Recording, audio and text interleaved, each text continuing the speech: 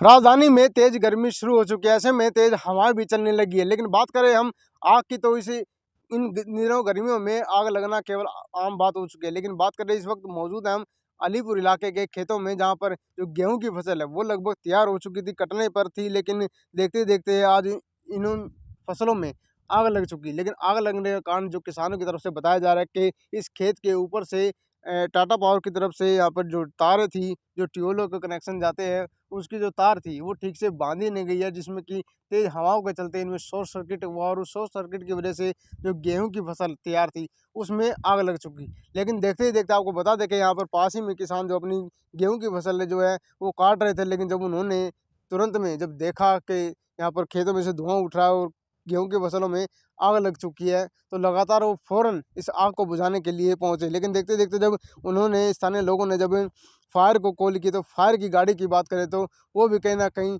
2.5 घंटे लेट बाद पहुंची, जिसमें कि स्थानीय लोगों ने इस आग को कहीं ना कहीं बुझा दिया था। लेकिन हालांकि किसानों का कम से कम 1.5 लाख रुपए का नुकसान जरूर हुआ है। लेकिन आपको बता दें कि फायर की तरफ से भी उन्होंने भी कहीं ना कहीं सवाल निशान खड़े किए, क्योंकि इस एरिया में कोई भी फायर स्टेशन नहीं है और ना ही यहाँ कहीं नज़दीक कोई फायर की गाड़ी खड़ी होती है। हालांकि बता दें कि किसानों की तरफ से ये कहा जा रहा है कि इस बख्तापुर एरिया में हर साल फायर की गाड़ी खड़ी कर दी जाती थी, जिसमें कि इस एरिया में कोई भी आग की घटना हो तो उस पर जल्द से जल्द काबू कर लिया जाए। लेकिन यहाँ पर इस आसपास में बता दें कि लगभग 20 किलोमीटर की दूरी पर जैसे नरेला, बवाना और जांगीपुरी, यहाँ पर फायर की गाड़ियाँ खड़ी रहती है। यहीं पे फायर स्टेशन है, जिसमें कि जब कॉल करते हैं उनको भी आने में काफ़ी समय लगता है। लेकिन देखते देखते इसमें जो आग है वो कहीं ना कहीं अपना विशाल रूप ले लेती है, जिसमें कि नुकसान जो है वो कहीं ना कहीं पूरा हो जाता है। लेकिन स्थानीय लोग लगातार यही मांग कर रहे हैं कि हर साल की बात ही इस एरिया में, बख्तापुर एरिया में जो फायर की गाड़ी है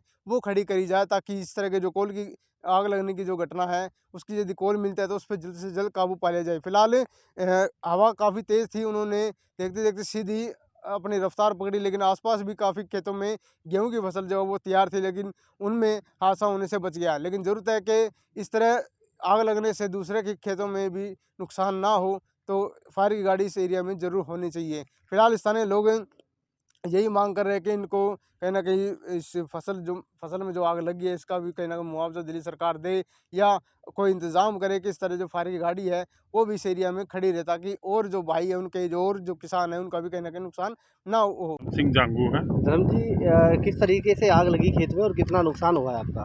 ये जी बिजली के शॉर्ट सर्किट से जो है ना ये आग लगी है।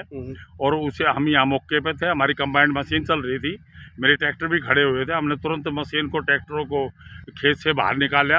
और जब आसपास के लोगों ने बुलाए वे लोग आकर के, उन्होंने जो है ना मदद करी।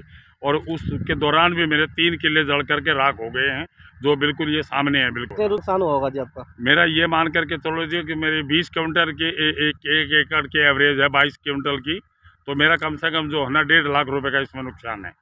अक्सर खेतों में आग लगती है गर्मियों के दिनों में, तो फायर की तरफ से क्या पुख्ता इंतजाम रहते हैं किसानों जी? के लिए? फायर की तरफ से जो है ना पहले तो जो है ना गाड़ी बख्तावरपुर खड़ी रहती थी, लेकिन इस बार जो है ना कोई भी गाड़ी नहीं खड़ी है।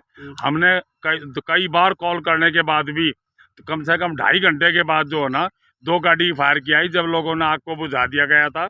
और मेरे ट्रैक्टर भी बच गए थे, नहीं तो अगर इतनी जल्दी सावधानी नहीं करते तो मेरे ट्रैक्टर भी राख हो जाते और कंबाइंड मशीन भी जल जाती, इतनी तेज हवा चल रही थी। तो अभी आपने यहाँ तो आग अभी बुझी है, चलो नुकसान हो गया, आसपास के खेतों में भी इस तरह की घटना घटती रहती है? आसपास के में हर साल इस तरह की घटना घटती है, लेकिन जो है ना सरकार की तरफ से कोई ध्यान नहीं है।